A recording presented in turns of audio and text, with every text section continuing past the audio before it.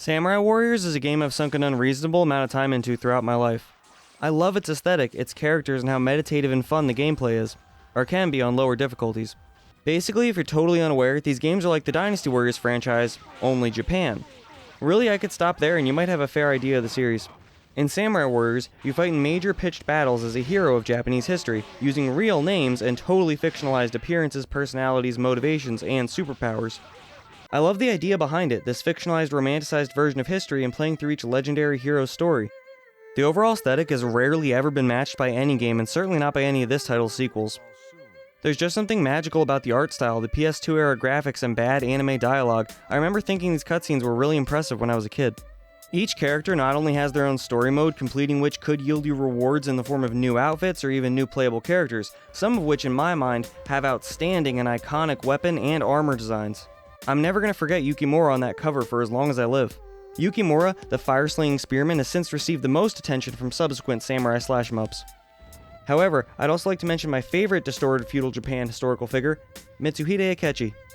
Look at his armor, and his sweet katana.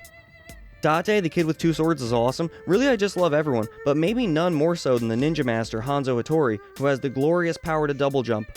This gives him access to secret areas of the map only reachable by characters with this double jump skill. And as far as I know, there are only two. Still, I appreciate this extra option and added sense of being on the battlefield, utilizing strategy and stealth as opposed to just mashing square into the red dots. Not that mashing square and occasionally triangle into the red dots is actually all that bad. I think it becomes a very satisfying and fun activity in an OCD, completionist, gotta catch 'em all sort of a way. It's kinda like coloring, if that makes any sense. Most of your time is spent closing enemy spawn points by killing reserve captains, fighting enemy officers, or just hack and slashing hundreds or potentially thousands of enemies to death. Many stages and or battles have additional options and objectives to break up the monotony and keep this from being solely about pressing square to victory. Sometimes for the better, giving you more options and thus player control and player agency. Other times the game expects you to already be in the right place at the right time, or to get there with godlike immediacy. Some objectives are brutally punishing and require you to be in two places at once, with consequences ranging from literally nothing, the battle just keeps on moving, to a game over screen and all your progress and experience being lost. Hack and slashing isn't all you can do. You can equip items and new weapons, progress in level, unlocking new combos and abilities, as well as increasing your Muso gauge, which is this game's special attack meter. Specific to this first title, you can also enter a first-person shooting mode and shoot arrows or bullets at your foes. This one also constantly features characters walking angrily from right to left, saying something snippy, and then leaving. Fortune was not with us. What folly. Knowing defeat is a valuable asset.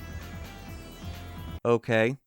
This first game also had a pretty impressive character creation mode for its time, complete with a story and a slew of new weapons available. Combat's not too bad, and it's fairly easy, but for the sake of fun and completing objectives and unlocking characters without a second player, I recommend playing on easy mode. Normal is fine, and I would usually argue that all games should be enjoyed on normal mode. But this game is an exception. Just screw it. Honestly, in 2020, looking at everything I just said, it kind of feels like I shouldn't recommend you play this game I appreciate so much. For its time, it was a goddamn marvel, but now in 2020, just go play Samurai Warriors 4. It's in a lot of ways just objectively better now, especially in terms of gameplay. In terms of scenery, aesthetic, and vibe, the first game is absolutely unmatched, but in terms of ease of use, fun to be had, and obviously graphics, I just recommend the more modern titles a little bit more highly. It hurts to say that though, I want to feel like this game still holds validity and purpose. When I first found it in Blockbuster with my friend James when we were 10 years old, we both lost our shit. We tried any and every samurai game there was. It seemed like every game involving samurai was an RTS. You didn't actually get to play on the ground as a samurai. But that's exactly what this game was. Looking at the back cover, I could tell this was a third-person melee-based action game, and it made us both ecstatic. I can see the happier times. I can hear the laughter. Between the way you get to look at the map, seeing where all the officers would be, and the split-screen two-player option, as you can imagine, we spent an entire summer sword fighting with our friends, sneaking around and pretending to plan grand attacks, like the crane and wheel formation. That early 2000s Blockbuster level of nostalgia keeps this game at a very warm place in my heart. As annoying as the demanding objectives, shared special meter in two-player mode, and brutally repetitive music can be, I still hold Samurai Warriors in the highest of regards. And while I do recommend its sequels more highly, this game still has unique, rewarding experiences to offer you won't find anywhere else, and a pleasing samurai aesthetic that I could swim in for an eternity. If you can find it, please give it a try. If not, play whatever, who the fuck am I?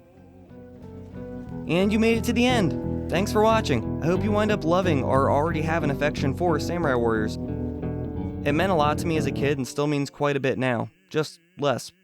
Please consider pressing a judgment button, whether it be positive or negative. Leave a comment recommending your favorite Warriors type game, and come back in the future for more of me being a weirdo and making videos about games. I try to make one of these a week, but uploads can vary from day to day as depression is a bitch. And again, thanks. Behold the castle that was built in one day. What genius could have done this, you say? It's the Hideyoshi we praise. But who built the castle in just one day? Whee! It's Hideyoshi we praise. He built the castle in just one day.